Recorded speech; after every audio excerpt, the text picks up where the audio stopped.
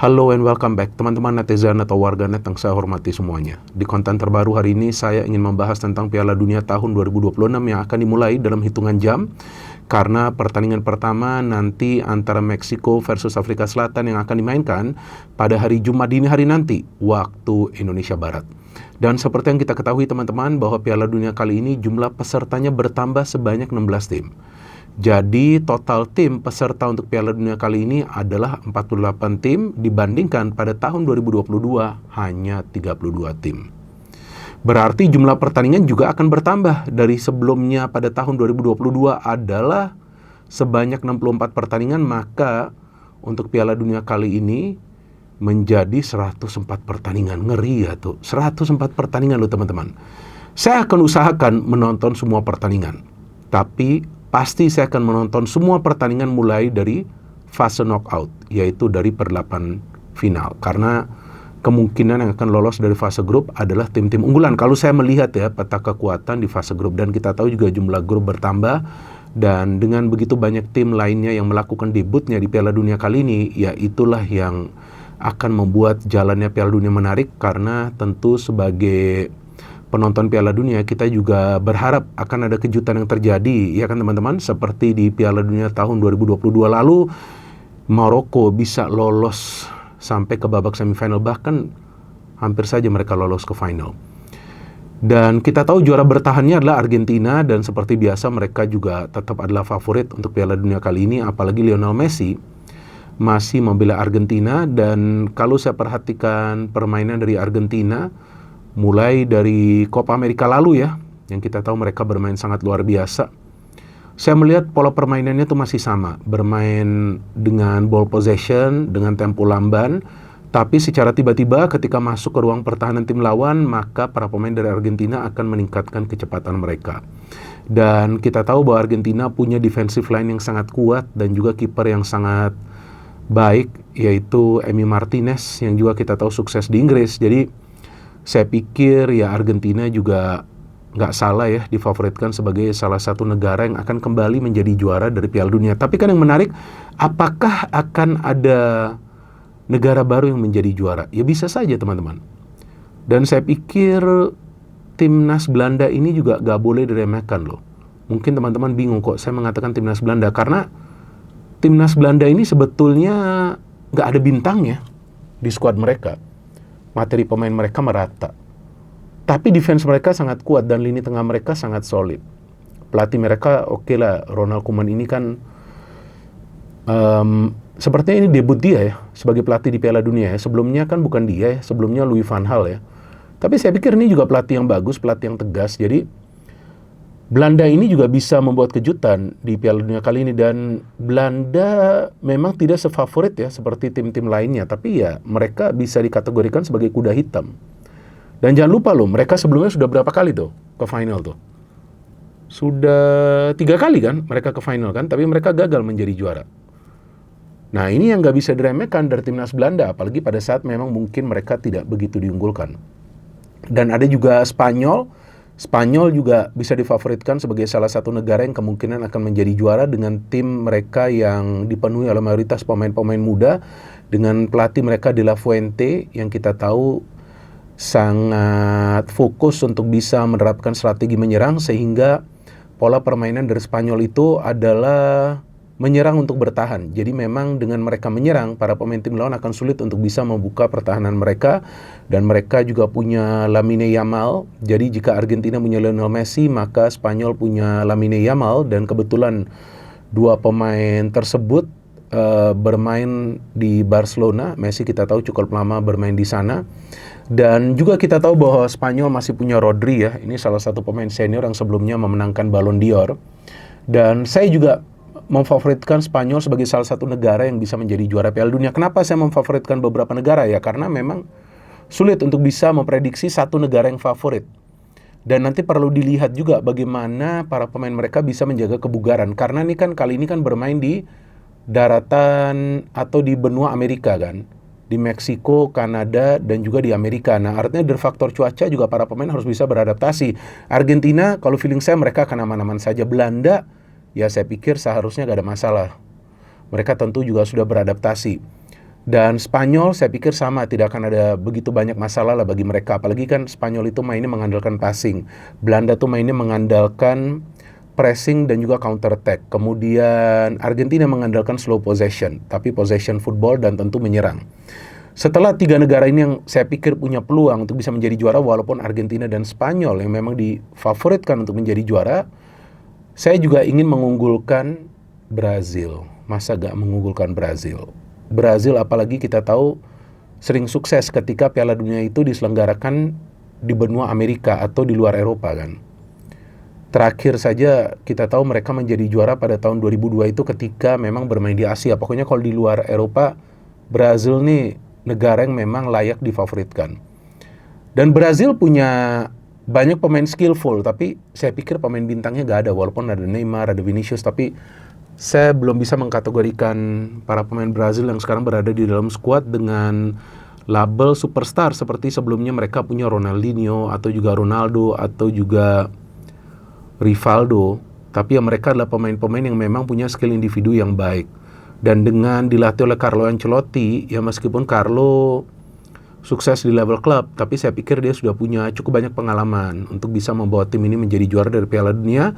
Apalagi kita tahu Brazil juga jika bermain di daratan Amerika, ya mereka mendapat dukungan yang sangat luar biasa. Bukan cuma di dalam stadion, tapi juga di luar stadion. Mungkin mereka juga akan menganggap bermain di kandang mereka sendiri.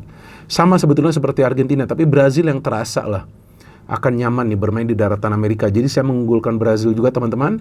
Nah mungkin teman-teman bingung kok gak sebut nama Prancis. Nah Prancis memang adalah tim yang kuat, gak perlu diragukan lagi. Dan saya pikir mereka punya banyak pemain-pemain hebat, mulai dari penjaga gawang, dari defense, dari midfield, dari juga striker. Tapi apakah mereka akan kompak? Saya ragu teman-teman. Karena para pemain Prancis kadang-kadang itu ingin show off skill mereka. Meskipun mereka adalah finalis dari Piala Dunia lalu dan mereka bermain baik, tapi ada juga banyak pemain muda kali ini di skuad mereka. Saya ragu jika mereka bisa lolos sampai ke final. Mungkin sampai perempat final seharusnya bisa mereka. Tapi saya pikir untuk masuk ke final agak berat. Dan memang ada tim nasional Inggris juga yang saya pikir selalu overrated ya di setiap turnamen ya. Dan memang saya adalah fan Inggris, tapi saya gak begitu yakin timnas Inggris kali ini akan bisa melangkah bahkan sampai ke final. Akan berat. Memang pelatih mereka Thomas Tuchel itu memang adalah pelatih yang bagus. Di level klub juga dia berhasil. Tapi saya pikir untuk bisa lolos sampai ke final akan sangat berat. Maka itu saya mengunggulkan Brazil, Argentina, Spanyol dan juga Belanda yang kemungkinan akan merupakan 4 semifinalis yang akan bermain di Piala Dunia kali ini. Selain itu juga kita tahu ada beberapa negara yang melakukan debutnya seperti Uzbekistan. Ya tentu saya berharap tim seperti Uzbekistan itu bisa melakukan kejutan. Tapi apakah mereka bisa berhadapan dengan tim-tim kuat lainnya nanti jika bisa lolos ke fase gugur? Saya gak yakin juga. Namun saya pikir yang bisa membuat kejutan itu adalah negara dari Afrika teman-teman. Karena negara-negara dari Afrika ini yang biasa ya mau main di mana aja mereka tuh mainnya lepas ya kan, mereka gak khawatir karena kan biasanya mereka ini kan dianggap underdog. Memang ada Norwegia juga, tapi dengan faktor cuaca ya saya gak yakin nih para pemain Norwegia akan bisa berbuat banyak. Jadi dengan jumlah peserta yang bertambah begitu banyak, Skotlandia aja bisa lolos. Skotlandia bisa lolos, Curaçao bisa lolos. Jadi ya ini yang menambah jumlah peserta juga saya gak ngerti kenapa ditambah ya. Jadi Piala Dunia ini gak kelihatan eksklusif lagi nih. Nah saya justru menilai bahwa Pantai Gading nih yang bisa membuat kejutan loh. Pantai Gading nih timnya kuat dan juga pemain-pemain yang berpengalaman loh. Dan kita tahu mereka punya pemain-pemain yang fisikal, pemain-pemain yang kuat. Pantai Gading nih tim yang perlu diperhatikan. Kapten mereka Frank Kessie ya. Dan memang mereka juga nggak sering lolos ke Piala Dunia, tapi saya pikir ya mereka juga adalah salah satu calon tim yang bisa membuat kejutan. Saya justru mengunggulkan Pantai Gading yang bisa membuat kejutan. Mereka satu grup dengan Jerman, Curaçao dan juga Ekuador. Dan memang kalau kita melihat dari fase grup, ya beberapa tim unggulan ini sebetulnya mendapatkan grup yang gampang ya. Kalau grup A ini Meksiko, Afsel, Korsel, Republik Česka, ya ini sebenarnya lebih merata sih, walaupun Meksiko itu adalah tuan rumah ya. Tapi saya ingin menunggu juga nih pertandingan Korsel melawan nanti Česka ya. Apakah mereka bisa membuat kejutan atau enggak. Kebetulan itu besok pagi kan, kalau nggak salah jam 9. Dan grup B ada Kanada, Bosnia dan Herzegovina, Qatar dan Swiss.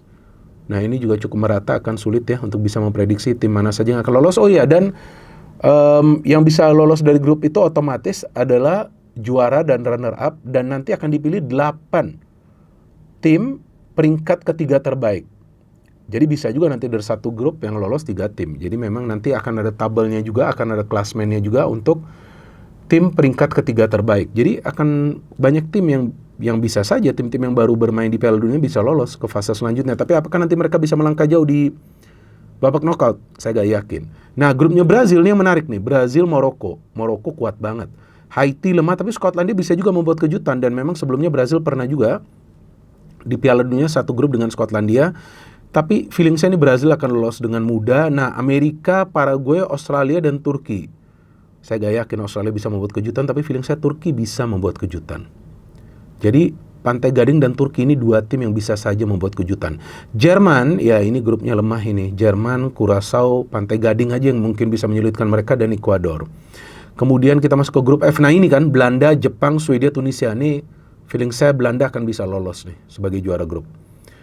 Karena ya ini adalah momen bagi mereka lah untuk bisa melangkah jauh dan mungkin juga bisa menjadi juara, dan defense mereka sangat kuat. Jadi memang yang paling penting tuh defense kuat lah kalau mau jadi juara. Belgia, Mesir, Iran, Selandia Baru. Wow, saya gak sabar nih menonton pertandingan dari Mesir dan juga Iran ya. Mereka 2 tim yang dipenuhi oleh pemain-pemain yang punya kecepatan dan juga skill individu yang tinggi. Selandia Baru gak tahu tuh bisa lolos gak. Nah, Spanyol yang juga ringan nih. Spanyol, Tanjung Verde, Arab Saudi, dan juga Uruguay. Ini saya prediksi Spanyol akan bisa lolos sebagai juara grup. Jadi memang banyak tim-tim unggulan dapat timnya lemah. Prancis loh yang berat. Karena Prancis, Senegal, Norwegia, dan Irak. Ya mungkin Irak bisa mereka kalahkan, tapi saya pikir Senegal juga agak jelek kan. Senegal juga adalah tim yang kuat loh. Tapi sekarang banyak tim-tim Afrika pelatihnya pelatih lokal ya, hebat juga ya. Senegal juga kuat kan, kalau nggak salah kipernya dulu yang kiper Chelsea. Nah betul kan, Edouard Mendy kan. Ini juga Senegal juga tim yang kuat. Ini akan berat loh Prancis lolos dari fase grup. Ya, tapi dengan adanya juga tim peringkat ketiga terbaik yang bisa lolos, ya tentu peluang mereka besar untuk lolos. Argentina juga lemah nih grupnya. Argentina, Algeria, Austria, Jordan. Ini lolos Argentina sih seharusnya sebagai juara grup. Dan juga Portugal. Oke, ini teman-teman juga mungkin bingung kenapa gak bicara soal Portugal. Portugal adalah tim yang diisi atau diperkuat oleh pemain-pemain terbaik yang sekarang berada di Eropa. Banyak sekali pemain-pemain bagus. Kita tahu masih ada Cristiano Ronaldo. Tapi saya lihat tim ini ketika main di sebuah kejuaraan besar sulit sekali untuk perform. Sekali aja tuh mereka menjadi juara kan, juara Euro tahun 2016. Sisanya main bagus tapi gak bisa juara. Jadi saya pikir ini kembali ke mentality. Maka itu saya gak yakin tim ini akan bisa lolos bahkan sampai ke semifinal. Saya pikir berat. Tapi grup mereka ringan sih. Ada Kongo, ada Uzbekistan, dan Kolombia. Paling-paling yang bisa membuat kejutan di sini adalah Kolombia. Mereka akan lolos. Grup L tuh banyak banget grupnya kan. Inggris, Kroasia, Ghana, Panama. Nih hati-hati nih. Inggris hati-hati nih. Ghana dan Kroasia juga bagus nih, kuat nih. Dan Ghana juga, nah Carlos Queiroz. Oh tapi Ghana Carlos Queiroz ya, pelatih berpengalaman ya. Tapi saya gak yakin mereka bisa membuat kejutan. Nah itu dia teman-teman. Jadi sudah saya jelaskan. Jadi feeling saya ya banyak tim-tim unggulan akan lolos.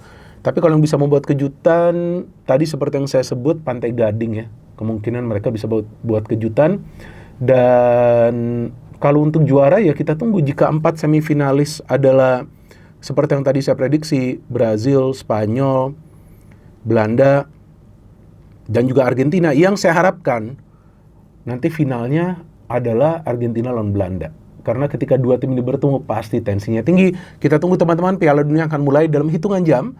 Dan tentu saya juga ingin mengetahui prediksi dari teman-teman. Silahkan kalian bisa memberikan prediksi kalian di kolom komentar di bawah konten ini. Dan memang dengan jumlah pertandingan yang banyak, ya tentu kita akan menikmati pesta bola lah dalam 1 bulan ke depan ini. Dan tentu kita juga akan banyak begadang dan menyaksikan pertandingan-pertandingan sepak bola. Mungkin tidak semua pertandingan yang akan berjalan menarik karena begitu banyak pertandingan.